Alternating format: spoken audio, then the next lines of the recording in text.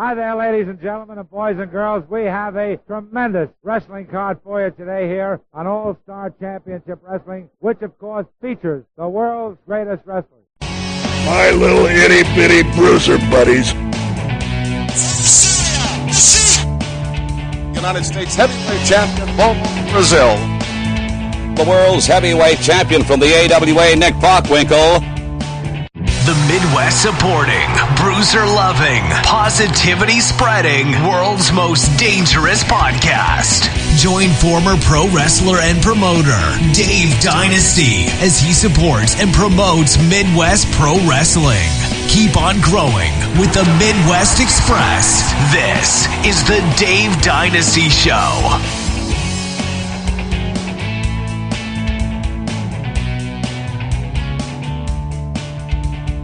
Greetings and welcome to the Dave Dynasty Show. I'm your host, Dave Dynasty. Hey, you remember me, right? Yeah, I'm still around. It's been a while since we've had a last episode. Still adjusting to some changes in my schedule and having lots to do and different things. I apologize, but we are back today, and we have a very fun episode as the much hyped up first episode of our watch-along is here today. We are watching an old episode of WWA Wrestling out of Indianapolis. Did you expect me to start anywhere else than the WWA? Of course not. And our guest for the watch-along is the infamous Mrs. Dynasty, who you've heard a lot about. The sound quality is a little iffy at parts in this, only because we were trying to figure out the best way to do this and record this. And the sound from the video does bleed into our mics, just the way we had it set up. We'll tweak, we'll learn in the future, what have you, but hopefully you still find it enjoyable and listenable. But before we get to that, let's get some news and some plugs and different things out of the way, as we always have to do. Remember to check out PowerSlam.tv for all the best in independent wrestling. They have over 100 independent promotions, over 4,000 hours of content. And if you go and sign up and enter the promo code Dynasty, you get 1 month free. So go give that a shot. You got nothing to lose for a month, so give it a try. Also, I want to special thanks, and I want to put a plug out there. If you have not yet read or purchased Cowboy Scott Casey's book, One Last Ride, I highly recommend it. It's a great, great book. Get your copy today. And again, that is One Last Ride by Cowboy Scott Casey. You can visit cowboyscottcasey.com to get your copy. I highly recommend that you do that. And something else I would highly recommend that you check out. Have you seen these independent wrestler trading cards that have been floating around? There's pictures on Facebook and on social media of these. These are very, very cool. They're made by That Banner Guy, and I was sent a few samples. They're very awesome, high quality, very, very catchy looking. I highly recommend that you get some for yourself. If you're a worker, anything in the business, they're very, very cool to get. Or, contact your favorite independent wrestler that's having these done and get a copy. Right, buy one of their cards from them. Again, they're made by That Banner Guy, who you can check out at Facebook.com, That Banner Guy. They are having a special 100 trading cards for $35 plus shipping. That is very, very cool. So if you are a worker, a promotion, whatever else, get yourself some of these. Get some of these made. Liven up your merch table. Very, very cool. Again, that is Facebook.com, That Banner Guy, for the trading cards. Some upcoming shows I want to plug. Of course, me and Ike, however you want to say it, will be at Muncie, Indiana, for DCCW, Delaware County Championship Wrestling, on June 22nd. We will once again be doing the commentary and live streaming. A great, great show, headlined by a DCCW title match. Champion Pitbull defending his title against WWE legend Tatanka. So June 22nd, Muncie, Indiana. Check out DCCW. If you're not in that area, I would recommend checking out in Indianapolis, Upstart Pro Wrestling, also on June 22nd. They present their show Uprising. Features Ace Perry, Jake Omen, Thunder Kitty, and much, much more. Go to uprising.mpt.me for tickets and info. Again, that is also on June 22nd in Indianapolis. That is Upstart Pro Wrestling's Uprising. That looks like it'll be a great show as well. As of now, on July 6th, I will be in Chicago covering Major League Wrestling. It will be a very cool event. We'll be very interested in, obviously, the appearance on commentary of Jim Cornette and some Midwest favorites. Sammy Callahan will be there, Mance Warner, etc. So I will be there. Myron Reed. Can't forget Myron Reed. He will be there. Again, that is July 6th in Chicago, Major League Wrestling. So if you're in that area, check out that show. If you have an event that you want me to be at, let's work out a deal, right? Let's make some arrangements. I will be there. All I ask is you let me set up a merch table, a gimmick table, to plug my podcast and interact with the fans, and in return, I will plug your event right here on the show. Several weeks leading up to it as an upcoming event. Get your name heard in front of many, many, many of your target audience, Midwest professional wrestling fans. So reach out to me. You can contact me Facebook, Twitter, or you can drop me an email at dave@davedynasty.com. So we're going to take a break and check out where you can contact us, where you can find us on social media here in this little clip. When we come back, we will have that first episode of the Watch Along with Mrs. Dynasty, so stick around. Hey, make sure you visit davedynasty.com. That is your central hub for everything within the world of the Dave Dynasty Show. From there, you can find links to follow us on all of our social media accounts. We are on Facebook, Twitter, Instagram, and of course YouTube, which you will want to subscribe to our YouTube channel. We have lots of classic wrestling, every episode of the podcast, and other exclusive features there. While you're at davedynasty.com, check out the links to help financially support the show. That is how we keep this free every week. You can go to ProWrestlingTees.com/TheDaveDynasty and buy a shirt to help us out. PayPal.me/TheDaveDynasty to make a one-time financial contribution. Patreon.com/TheDaveDynasty to make ongoing monthly contributions. Or you can click our affiliate links for Amazon.com and HighSpots.com. No additional charge to you, but it helps us out. Thank you for your support, and check out DaveDynasty.com. Complete your experience, The Dave Dynasty Show. All right, and we're back on The Dave Dynasty Show, and this is our first watch-along. And I have a very special guest. I think I feel like I have to say that. Definitely. I am joined by Mrs. Dynasty. Hello. And we're going to watch an episode of WWA, the World Wrestling Association from 1973, which Mrs. Dynasty is virtually non-knowledgeable about. Absolutely. I was a whopping 1 year old when this was recorded. Well, I wasn't even born, so you can't use that excuse. That's not the point. I am looking forward to the amazing, amazing outfits and hair. Oh, okay. Is this what this whole thing's going to be, about outfits and hair for you? It might be. I could be more like a color commentator, where it's more about the colors of what we have going on. This already feels like a bad idea. It probably this whole thing. Was. Now, you're pretty much just a kind of what you would call a casual wrestling fan. Absolutely. I mean, you don't know much out of the mainstream. I mean, a little bit, just what you've seen me watch or watched with me. Right. And you did not watch any of this, except for what you watched a little bit while I'm watching, but I'm sure you're half paying attention. So that would be correct.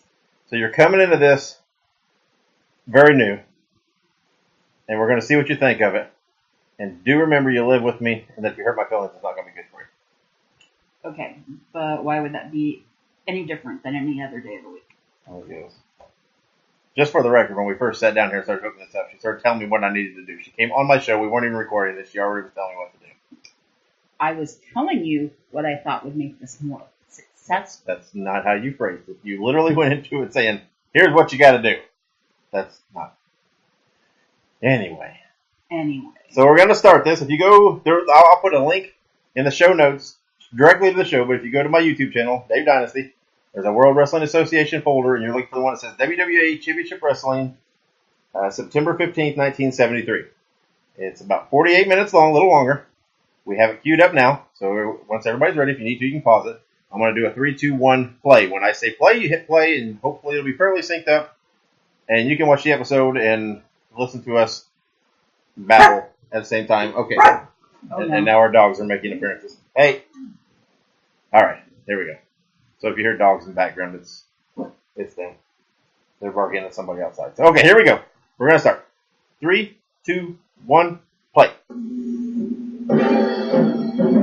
a little loud. Alright, so here's the opening. I'm already impressed with the graphics.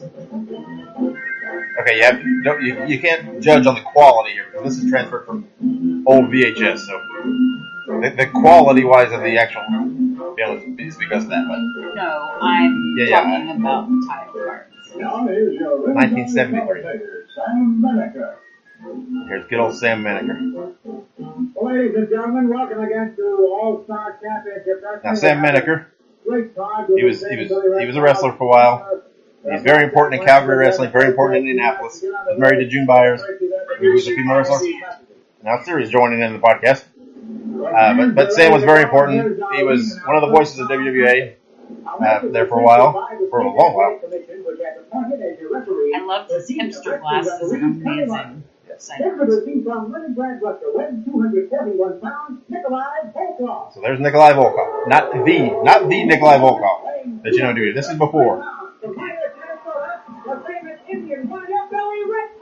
And that is Billy Red Cloud. Oh, wow. I already feel like I should apologize. No, Billy Red Cloud is actually Native American. Oh, is he? Okay. That does make a difference. Now, Nikolai Volkov, he's not really Leningrad. So I think it's pretty self-explanatory who's who here. Absolutely.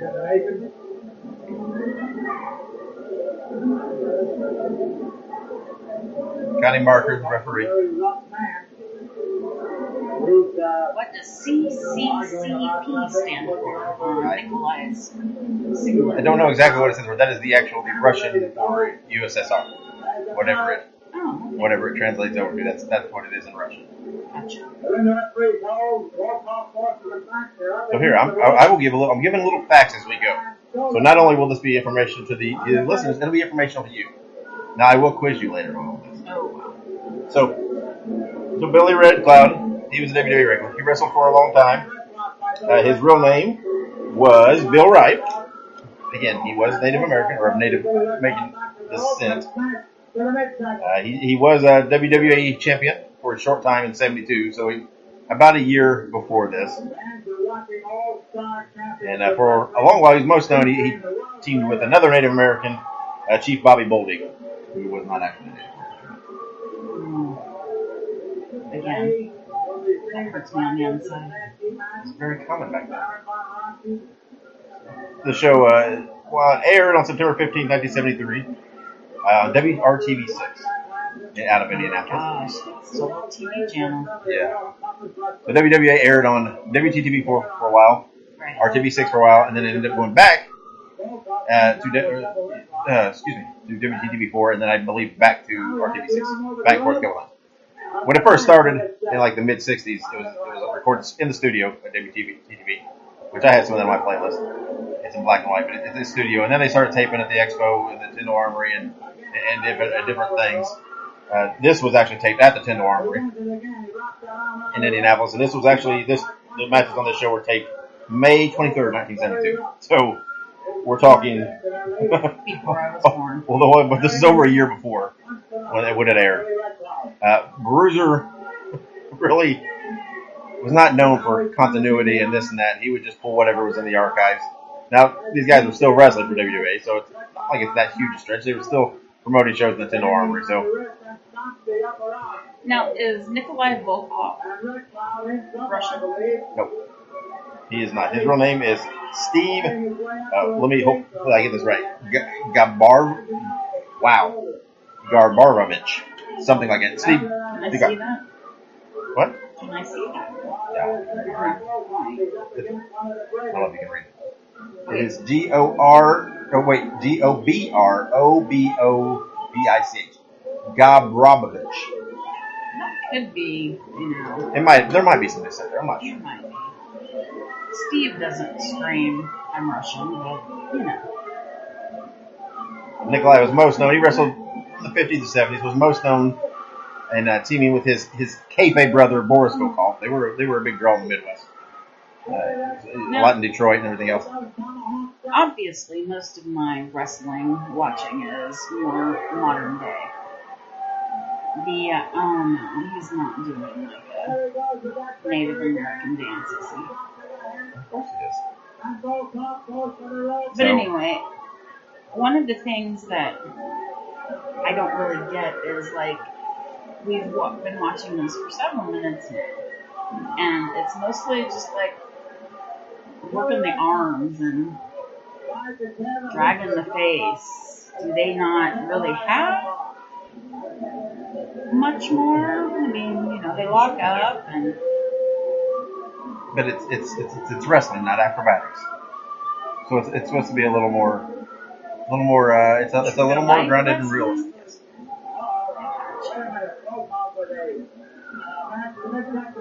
And like everything, you know, wrestling grows, it evolves, and this was in the 70s, so they're not doing quite as much as what they did in the 80s, which didn't do as much as they did in the 90s and so on. Things keep going. I grew up on... in a very bad spot in the tape here. It really is. I grew up on more of that studio wrestling that had, like, Jerry the King Lawler. What was that one? That was Memphis. You probably were seeing the feed out of Louisville, which is was an edited version of the Memphis weekly program. Louisville was actually a Bruiser War Slider WBA town for a while, and they just kind of quit running it. And when Jerry Jarrett wanted to start running it, he was paying Bruiser and Snyder, and until he just decided, well, you know what? I don't know why I'm doing this. He told Bruiser he wasn't going to do it anymore. He just did what I call early. Are you making jokes because he's bald? No, I'm making, like, you know, Curly from the Three Stooges. Rub his face over, or his hands over his face.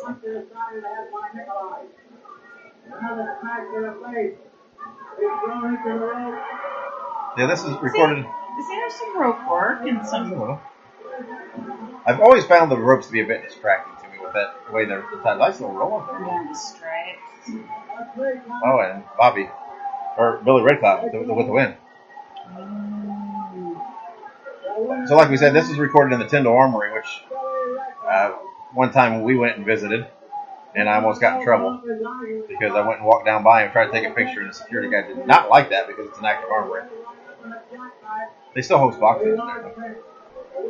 Any town we go to, I am subjected to visiting defunct arenas, places where people live, people died, where Dick the Bruiser had lunch. Sam Miniker's going to tell you can write all your favorite stars if you just send it to WRTV Studios and put their name on. I am curious if whether they gave RTV6 the heads up on this, or RTV6 just started getting letters. Why the hell? The guy sitting behind him in the crowd is actually smoking a cigarette. I can see a cigarette in his hand. Oh my gosh. How times have changed. I think Sam only does this so that he can get Sam Miniker was once in the movie Mighty Joe Young. Alright, now this is a good one. Looks like we came into it already. Well, they're in the ring. They haven't started yet.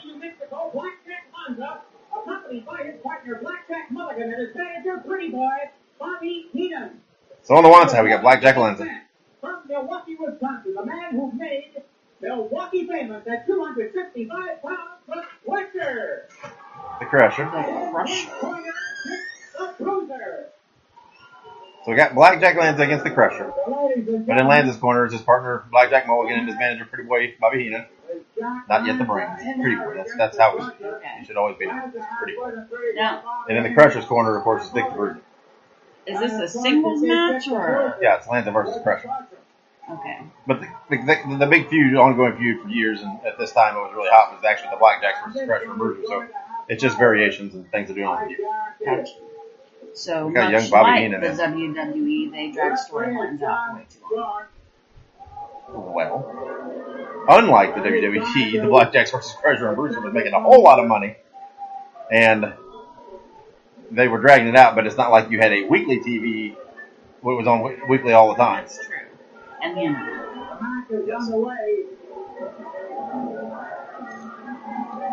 I would guarantee you that there are plenty of fans there who paid to come see this match just with the hopes that they were going to get some looks in on Bobby Heenan. Which you got 5 guys here in all, and Bobby Heenan's the best worker of the 5. Because Bobby Heenan could bump like nobody's business. How big are these guys? These guys are fairly. I mean, Lanza's probably a little over 6 foot. maybe right over 6, right at 6. Blackjack Mulligan on the outside is the biggest guy. He's pretty good size. He's probably 6'3", 6'4", I would guess. Okay. So these guys are, I mean, Crusher's not as tall. Crusher and Bruiser were, they were that stocky. And then of course, by this time, even now in the 70s, they're getting on in age a little. Right. They would wrestle fairly regularly for, another 10 years at least. Crusher kind of hung it up, but Bruiser kind of kept making appearances and stuff. But Blackjack Lanza until recently was a backstage agent for WWE. Really? Blackjack Mulligan's no longer alive. Of course, probably he didn't know it. Blackjack Mulligan, the father of Barry Windham. Really? Now, I know that Dick the Bruiser's not alive. Is Crusher alive? No.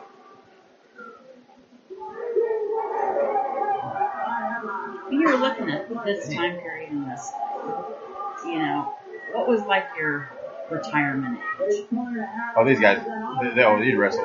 You could wrestle up to your early 50s if you were a big enough star and drawing up. Yeah, you didn't have to be. You didn't have to be this slick-looking guy, and they worked a different style. I mean, but in most territories, there was a guy that they'd bring back for appearances. They'd be 50s, maybe even in the 60s. That they'd bring back to do appearances and special occasions and stuff like that. So. Well, so that means had Ric Flair been born and had been in this era, wait a minute, he was in this era. He probably was 50 when this was. We're probably within just a few years of Flair debut. Was Crusher kind of a sex symbol? Sex symbol? Well, kind of like everybody liked him. They thought he was hot.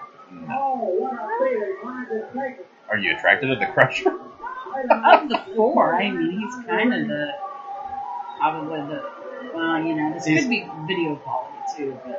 He was a beer drinker and chomped on cigars and. Okay, you ruined it for me. Out of Milwaukee. And now Lanza was in the WWE for a long time. He was, champion. Blackjack's on the tag title. Blackjack. He just put something in his trunks. I think he was trying to get something out of his trunk. Okay, I hope it's not what he came in with in his trunks. Because this is going to be NC-17. The Blackjacks they also went to New York and held the WWF tag titles before it was WWF, where they dropped that third W. Okay. Of course, Bobby Heenan went on to good I always things. really, really liked this part in wrestling, where they played Test the string? the pinochle.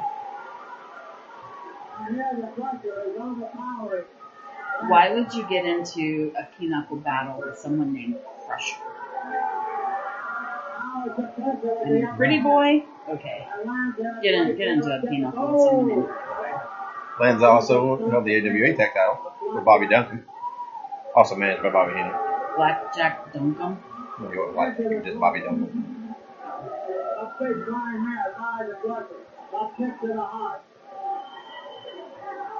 Bobby Heenan began at a very, very young age in Indianapolis, just going to the matches.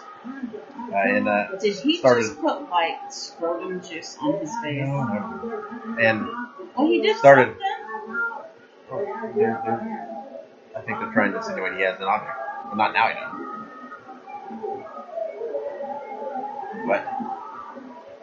But Bobby Heenan began by he would carry the coats to the back, he would sell cokes in the crowd, things like that. Bobby Heenan's real name is Raymond Heenan. No.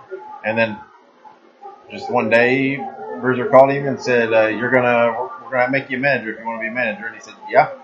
And he said, you're gonna be called from here on out called Bobby Heenan. And there was no explanation why, no nothing why. That's just what he did. And Bobby never knew why. Because Raymond just. I believe there was a manager named Bobby Shane at the time, or before. I believe that was his name.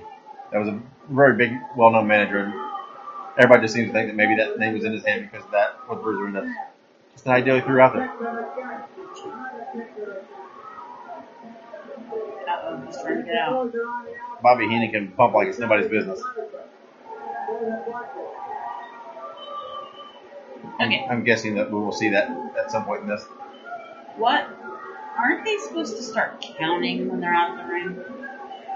Yes, but you At first, you give them plenty of time to chill well, and he's talk. trying to restore some order. He's trying to get Heenan and them away because they shouldn't be afraid. So he's It's definitely the 70s, except that referees wearing white pants. Uh-oh. Uh-oh, here comes Dick.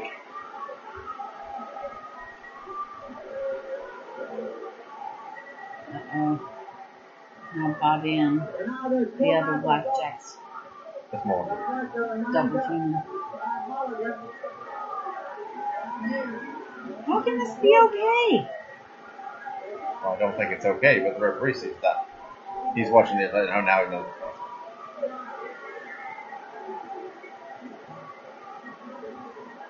Man, Bobby sold that punch to the head. Of course, Crusher and Bruiser held the WWE Tag Titles several times. Held the AWA Tag Titles. Crusher held them with, I don't know, a bunch of different partners, but him and Bruiser both held them. Crusher was a huge star in the AWA. He was one of the top guys for a long time. Held the AWA. Held the AWA title. What? Oh. Oh. That really didn't look good. Why didn't it?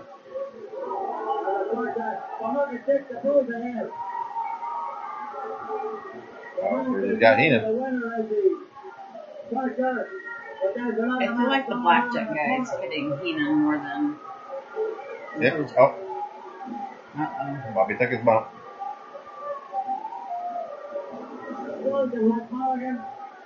If you look back in the crowd, there is some child that is so excited. He's been jumping up and down for like the last 10 minutes. Uh-oh. Oh, don't ruin his leisure suit.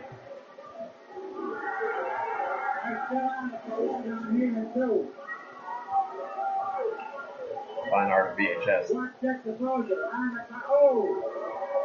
So riddle me this. There is no way that all of these people's hair is really that long.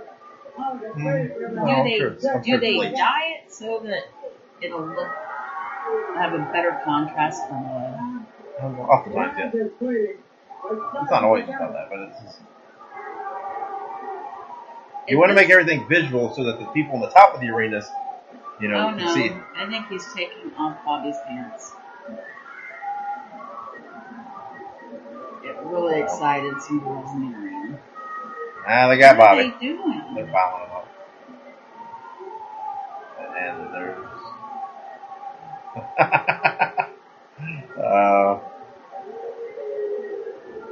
Has anyone been pinned yet?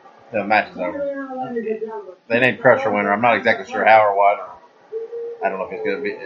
I don't know. They didn't really give a lot of explanation. I want to point out that referee is wearing a deep V-neck referee shirt. Oh, here's it. Crusher, Bruiser. They do this. They hit each other when they get into things. They used to do that. I know you're a huge Bruiser fan and Crusher fan, but this match reminded me a lot again of the Three Stooges. Ladies and gentlemen, a little later on, Sam's bow tie's perfect. we'll be seeing our promoter Bob Root, and if he has a few bags under his eyes, it's because he's been up all night signing one of the biggest cards ever. Now this is actual, tape recent. These would be recent tape promos. Taped in the studio or whatever. That Bob has ever come up with. And the main event is a tag team match. And what a tag team match. Dick the Bruiser and Bruno Sammartino will be in there, and their opponents will be Big Ernie Ladd and handsome Jimmy Bobby.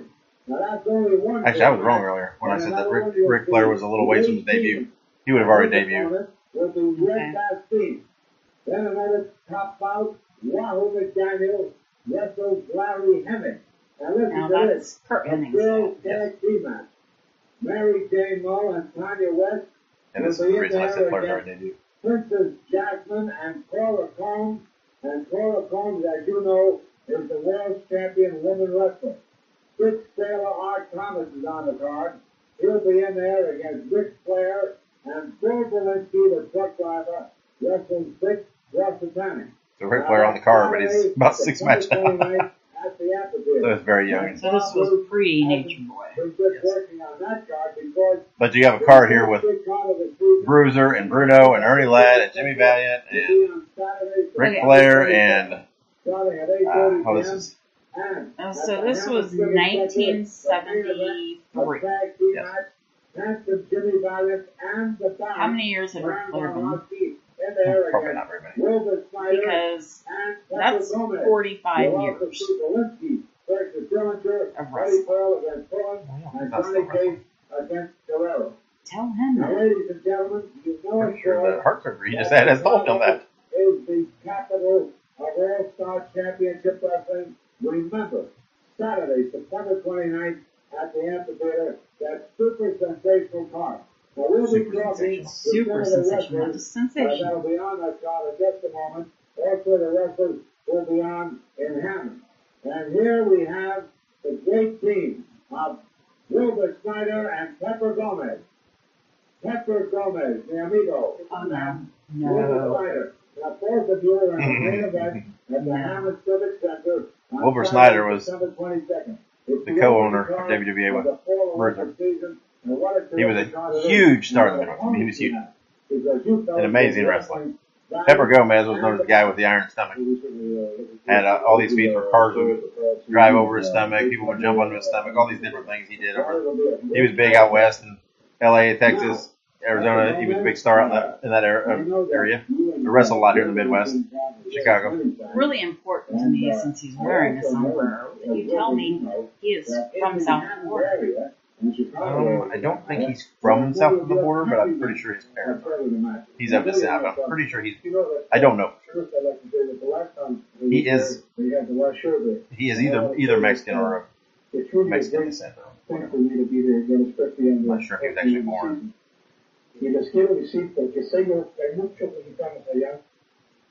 Spanish is pretty good.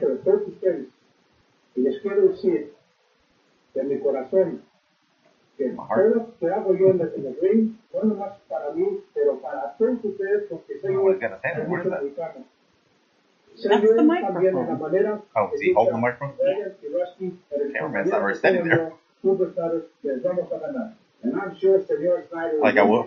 Senor Snyder. Yeah. I like how He's Senor like Snyder that. nodded like he knew I was. Sam's like, I don't know what he said, but I'm sure it was important. From Downers Grove, Illinois, Angelo Papo, and from San Francisco, California, Kitty Dillinger, the graduates. Here's the graduates. Accompanied by their manager and intellectual advisor from Haight Ashbury, Mark Manson.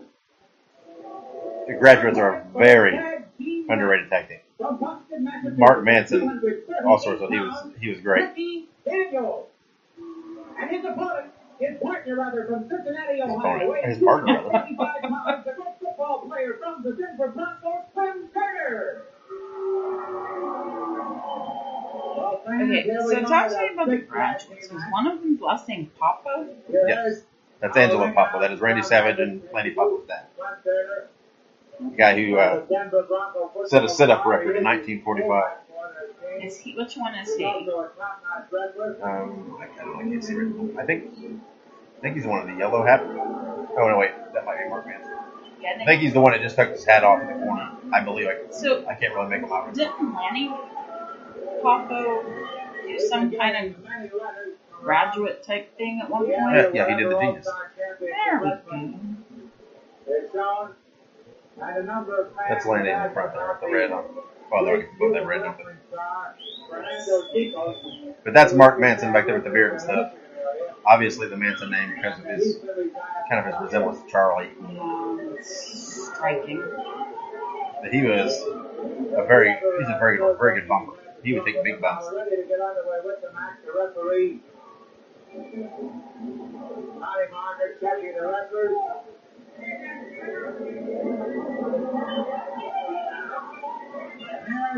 But in 1945, Angelo Poffo did 6,033 sit-ups in 4 hours and 10 minutes. I don't get credit. You know what? I'm going to toot my own horn. And yesterday, I did 4 sit-ups in 10 minutes. Are you sure about that? Hey, Like, it doesn't count if you. best. It doesn't count if you just sit up on a chair. That's not the way. No one told me that. So Angelo's in the ring. His partner Ken Dillinger was in the chain gang with Jim Dillinger, gotta speak, who was actually known as Chris Colt. And Chris Colt was a revolutionary wrestler. He was truly wild. He was gay, which obviously during the 70s and stuff was hard for him. But he was very, very wild. He took a lot of drugs, did a lot of things, but was an amazing worker, and did lots of several gimmicks. Was one of the earliest guys to come out to entrance music. He was doing it. Now there's always this controversy on who was the first to ever do entrance music. I mean, music goes way back because Gorgeous George would come out to Pomp and Circumstance, and different guys would do different things. So, but contrary to what Michael Hayes says, he always tries to claim that the Freebirds coming out to Freebird was the first. Now I'm guessing this was before copyright issues. Well, yeah. You get in the arenas. I mean, you come out whatever. Who's gonna say anything? I think someone should tell Donald Trump that because he tries to come up with people's music and they sue him. And that's Ricky Daniels in there. Don't know much about him. He was just kind of a. That's because I would guess that by day he's bagging groceries at JC, and then by night, every once in a while, he gets to get beat up like this. His partner is Clem Turner. Played pro football for like 5 years. For the Denver Broncos. The Broncos good team. He died 10 or so years ago in a car wreck. If I remember right. His wrestling career never amounted to a whole lot. Neither did his He was there. He was. That's more than most.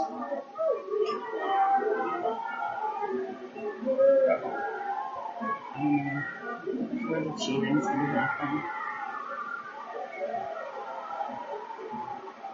It's in good shape.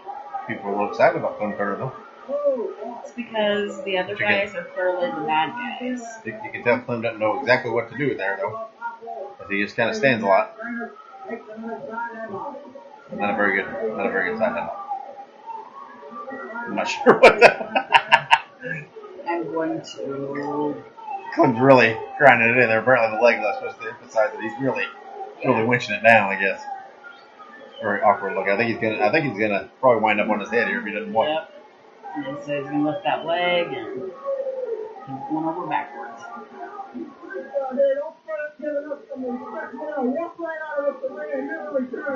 Mark Manson.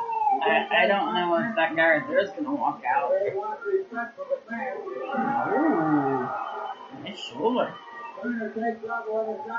And now we're back to the root headlock. Really? Clem's arsenal's not that deep. I'm trying to figure out the pattern on the Poffo team on their tights. It's kind of Argyle. It kind of does. Hey, so riddle me this. We've got Clem. And what's Clem's partner's name again? Rick Daniels. Rick. Would this be kind of the equivalent of, no, I don't know. Just ignore me. Well, WWE didn't do a whole lot of what you call squash type matches. Right. Especially because these were arena shows. But I don't think there's probably anybody in that arena, as much as they'd want, would truly believe that Clem Turner and Rick Daniels were going to beat the Graduates. But they're definite, lower card guys. But it's not like it's It's not like there's not guys. I mean, I don't know about Rick Daniels, but I'm sure Clem Turner picked up a win or two here and there. Man, he's literally a wonderful pony. Apparently, he put the headlock on from either side because it was left-handed earlier. Now it's right-handed. So, look. Literally, they just traded spots. One left the headlock and the other got in. Oh, here comes Rick. So why was it okay for them to double team, but he sent Rick back to his corner? When did they double team? I don't know. Oh, he's got a wrist lock. I'm thinking we maybe underestimated Clem. I don't think anybody ever underestimated Clem. Popo's in trouble, he says. I'm not going to lie. If I was watching this match and it was like on, Monday night, I would totally be cheering for Clem and Rick, and I would totally think that they had a chance. Because they're the good guys.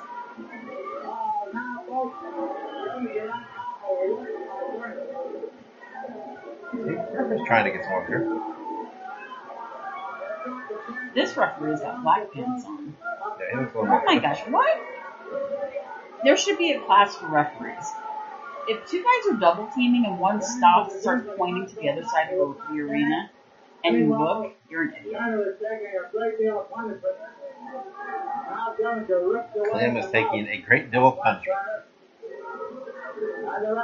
Sam, a little understatement there.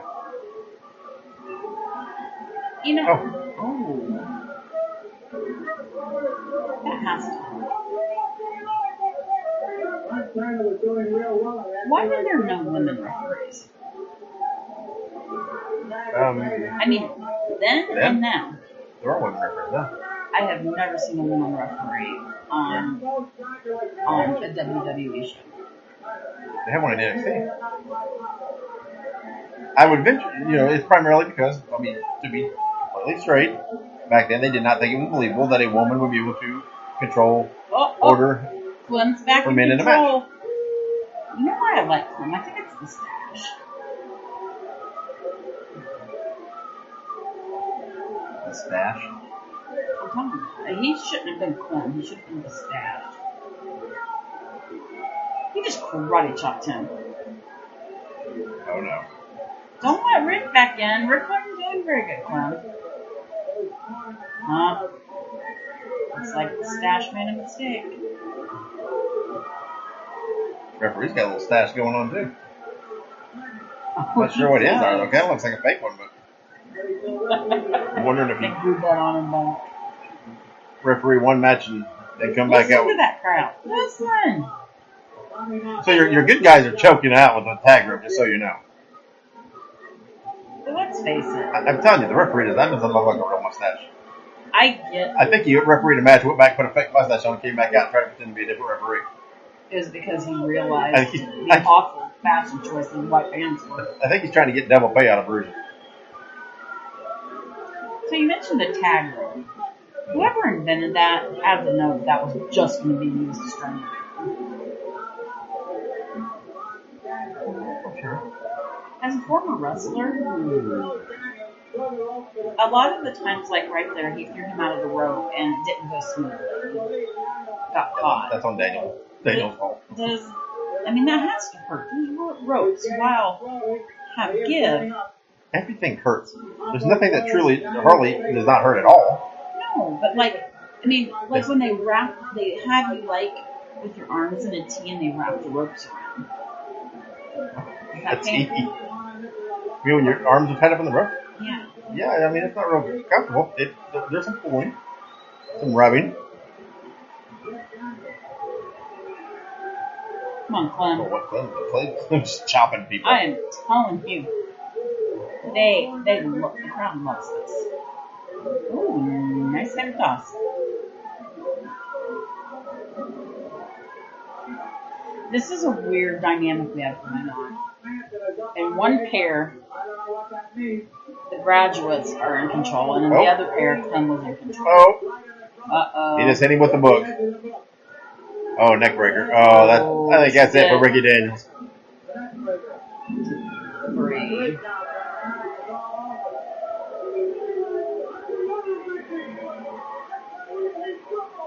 You didn't get a 3 count there? They did. Huh. There's no bell. There's a bell. You couldn't hear it because of the crowd. There's a bell. Okay. Oh, Clem wants dead. See, they had a good little match. They cheated to win, so they got their victory, but yet they made Clem look. Well, may not have had a lot of tricks in his bag, but They're chanting for Bruiser. I'm not exactly sure. I think they just chant for Bruiser whenever they want. I mean, I'm not sure where Bruiser is applicable in this. Yeah, we're done with this. Bruiser. Oh, wait a minute. Wasn't this his organization? Maybe they want Bruiser to come out. Yes, but they didn't know that.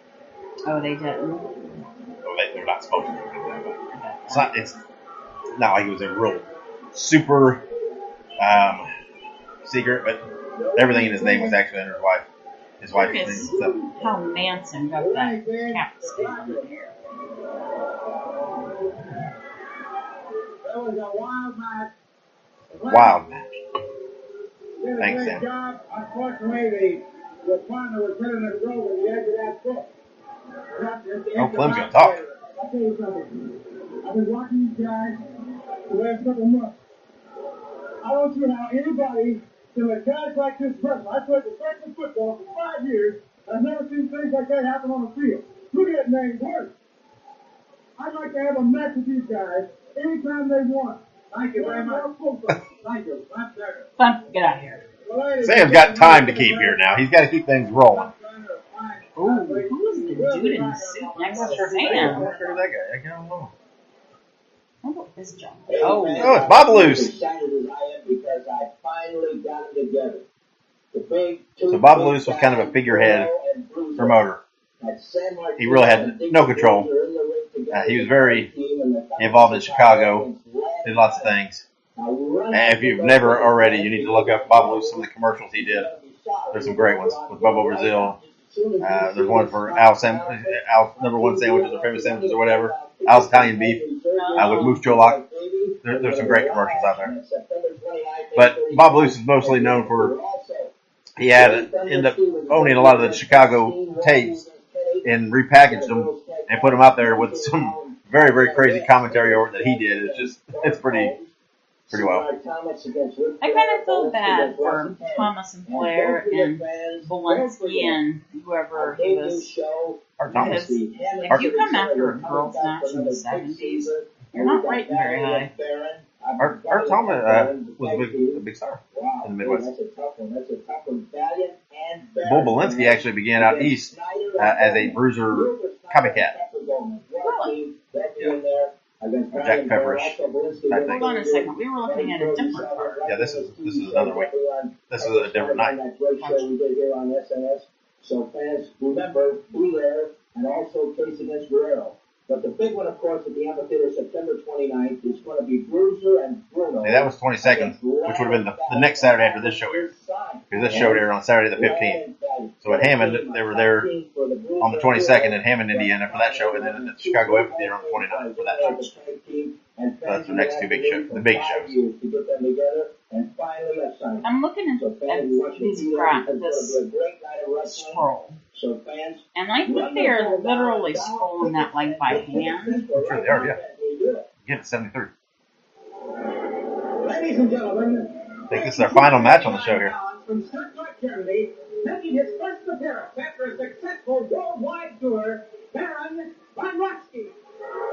Baron von Raschke. And his opponent was a Was he really German? 248 pounds for Atlanta, Georgia, Frankie Adonis. Winky Adonis? Frankie. Oh. Why would you lean towards Winky? Like the better one. I like how he has a wraparound. What is that? I think it's supposed to be a towel. I think is it a play off the Adonis thing? So not much to say about Frankie Adonis. He wrestled in the Midwest for a long time. Wrestled for WWE all the way up into Bruiser Bedlam years. He was still wrestling for him. Baron von Raschke, a huge star. I Anyway, saw the WWE title, WWE tag titles, AWA tag champ several times, wrestled in Crockett in the Carolinas, wrestled all over. Was in the WWA for a bit as the Bear Empress, managing the Powers of Pain. Now, they just said this was his debut. Is that a lie? His return. He was gone for a while. Oh, gotcha. I always felt that if you had a name like Adonis or Gorgeous or Pretty Boy, if you clearly weren't an Adonis, like, you know, you were built like me. Frankie's pretty well built. Hold on, that was okay. But if you were saying it like I'm truly an Adonis, that's, you know, that's a lot of humans. No, Baron was actually from Minnesota. Yeah. He was actually a 64 Olympic wrestler. For America or Germany? He's American. Then why is he German? Because he got in whatever else, and they wouldn't make him a heel. The foreign heels were very popular, very big. Either German or Japanese or those were heels. Russian, those were heel things. So they, a lot of times that's what guys would do.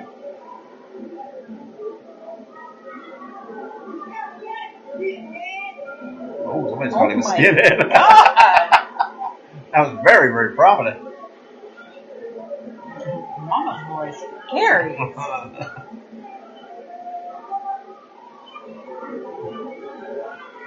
Rashke, of course, known for the claw. Oh. When he does the claw, is this like mankind's mandible claw? No, it's the iron claw. Not in the mouth. Like on the face? Yes, on the head. It's supposed to be like he's squeezing the temples. He must have large hands.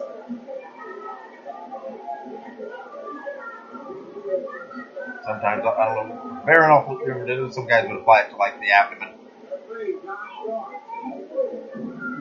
Hey, Dynasty. You know what they say if you have big hands?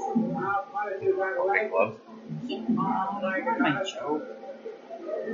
I think the joke ruined itself. Back to judge with the white or a referee with the white. It's kind of harder than being a referee. Long-time referee in the area. Oh, let's see. Ooh. Let's see if you, looks like there are a few empty ringside seats. Somebody left early, apparently. Got 4 seats there.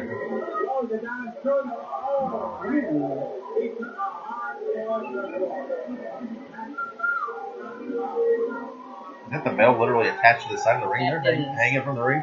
It is. Interesting. Oh, he's right on that guy. Oh, that guy just holding his ground. Getting a little close to Sam over there in the corner. Who's the guy in the blue shirt? I'm sure it's a police officer from security. Yeah. He looks like he's 100 years old. Might have been. I think they're chanting for Bruiser again. Some kids chanting, "We want Bruiser." Oh, there's just kids roaming around out there. Big lines of kids roaming. This was before people came and stole your kids. Or before the internet, so we just didn't know what kids getting stolen.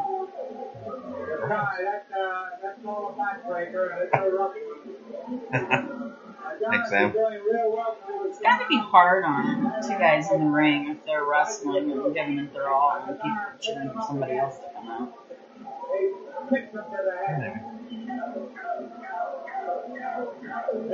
I'll let you go, I think. Nope, get the call on. Up, he's out. Poor Adonis. Let go of the ball, man.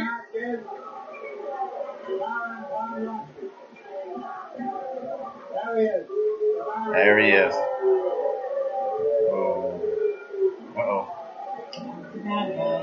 Gotta get his lips in even after he won. We'll be back in a moment, so please stand by. Stand by. Standing by. Don't forget, ladies and gentlemen, All-Star Championship Wrestling at its best and most exciting at the Amphitheater Saturday, September 29th, starting at 8:30 p.m. And I think Bob Lutz has come up with absolutely the greatest card ever because he has signed Dick the Bruiser, the world's most dangerous Stayed up wrestler. all night. I think Miniger said that a lot. I think this is the best card ever. Together as a team against Big Ernie Ladd and handsome Jimmy Dykes. Man, what it wouldn't be like to go back in time and see that card.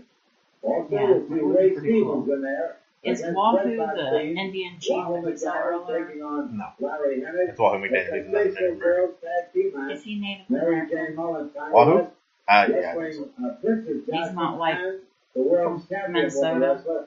I don't know. Sailor I Thomas don't know will if he's- wrestle Ric Flair, and it'll be Is that Belinsky Belinsky against versus Big Jackson. Rosatani? Also, ladies and gentlemen, for the first big card of the season in Hammond at the Civic Center, which is on Saturday, September 22nd at Dillinger. Is he 8:30 related to p.m. future A great Dillingers? tag team match there because What future it'll be Dillingers? Don't we have like a Jimmy Ty Dykes and Dillinger? the Baron. He's no longer And Ty then you're Dillinger. wrestling He's not Ultimate Sean Spears. Fighter He's no longer with and the Gomez. WWE. In other matches, it'll No, that's the be Dillinger we just saw Bill earlier in the Gillespie graduates. wrestling Ken Dillinger, Buddy Pearl, About takes Guerrero. on Prince Pullen, and jarring Johnny Case wrestles Guerrero, Gilbert Guerrero. Now, ladies and gentlemen, Gilbert Guerrero. there are tickets at the Hammond I don't Civic think he's Center and also at the I'm not sure if he's Amphitheater. related to him. I don't think he's actually related to him. I think he's just a Midwest guy. CICKETS on your telephone. I don't think he's one of the Guerrero. Hammond Civic Center, I'm not- September 22nd, the Amphitheater, September Sounds like go buy 29th. your tickets And because either it takes arena a lot of will be money for me All-Star to look this Championship smart. Wrestling at its best and most exciting. Really great. Really great. That's it. Episode's done. This was a lot more fun than I thought it was. I was Yeah. pretty interested to listen to. Probably not. Probably not. So that So- means we appreciate you for sticking So- it out with us this long. So you've watched. That's your first full episode of old WWE you've ever watched, right? Right. So what do you think? It's different. It's different. It's not even as advanced as like I said, I grew up on the Memphis wrestling coming out of Louisville. Well, first of all, a couple things. Well, they're two different styles. Southern wrestling is different than this kind of wrestling. But you didn't grow up on Memphis wrestling in '73. So it's not. Okay. I was 1 in 73. Okay, that's what I'm So saying. I would have been this would have been early 80s. Yes, that's what I'm saying. The wrestling in '73. This was a lot like wrestling in '73 was in a lot of places, but each territory had its own style and its own flavor. You can see where this is more if you looked at the evolution of professional wrestling, it all is coming from true wrestling, true amateur wrestling.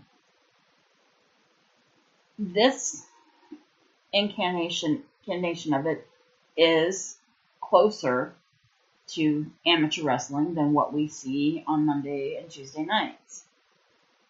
So, yeah. But each territory had its own thing. The Midwest, was known for brawling and big guys and this and that. The South had this Southern style, which was a little more, I don't know if you want to say flamboyant or what, but there were, even more brawling and wild things. AWA was, Vern Gagne was really big on the amateur guys, so he liked guys with an amateur background. But each thing had its own little flavor, but this was, wrestling in the 70s was like this. It was more on the crowd and the crowd reaction and working the crowd and telling a story as opposed to, getting your spots in.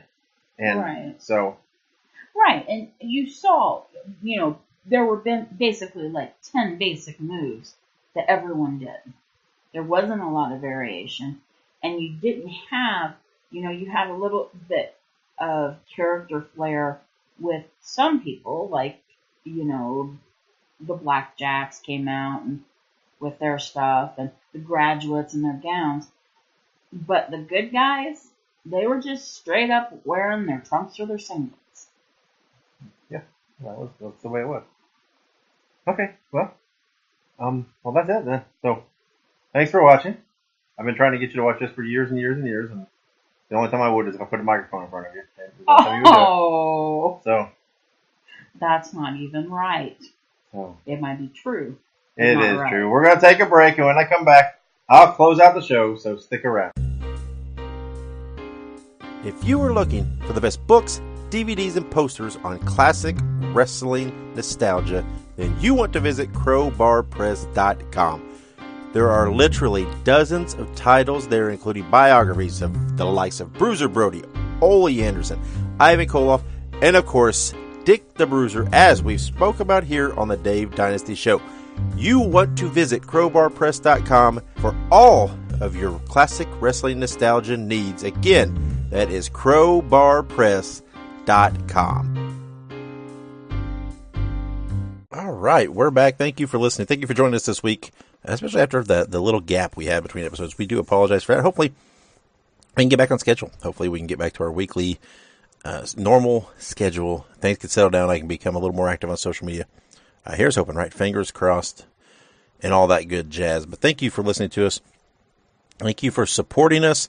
Again, you can find us on all kind of forms of social media. You heard the plugs earlier for where that's at. Check us out. We're on every platform, as we are on pretty much every podcast platform. So however you like to listen, please make sure you subscribe to us there and share the episodes. If you're on iTunes, make sure you give us a rating and review. That helps with those algorithms, helps get us a little exposure. We do appreciate that. Again, the central hub for all things in our world is DaveDynasty.com, which I'm having a little trouble with. I did not realize that DaveDynasty.com had been down for a little bit as they were doing some changes with our server and whatever else. I did not realize that. So I'm going to have that back up this weekend now that I'm aware. Again, it is just chaotic in my life right now. Unbelievable. But that will be back up, and that is the central hub. Again, just keep supporting the show. Keep it for free. ProWrestlingTees.com/TheDaveDynasty. You can buy a shirt. That helps.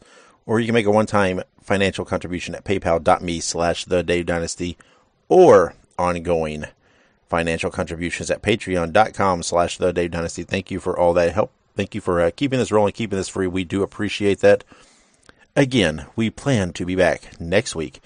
Back on our normal routine, back on our normal schedule, all of our interviews and our fun and everything you've come to expect. Yeah, well, that's what we're planning to do. But until then, and wherever you go and whatever you do, be good, be safe, and keep on growing.